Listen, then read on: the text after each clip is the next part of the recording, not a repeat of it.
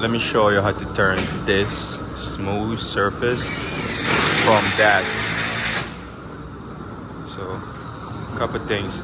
Where this pipe sit, there was no cut. It was wrapped here, screwed down, wrap on that side, screw down. So this whole side is squeezing, so it shouldn't be pulled up. But if you make a cut there, it's gonna lift up.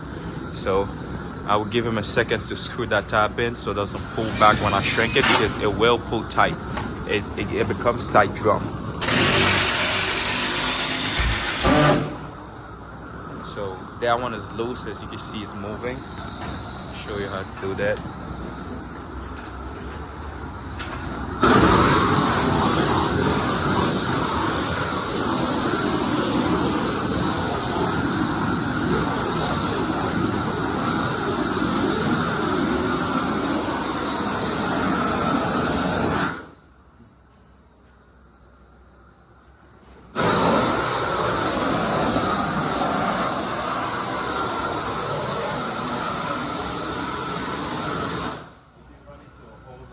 And it's still warm, you can actually heat it up a little bit and squeeze it in and seal it without having to tape it.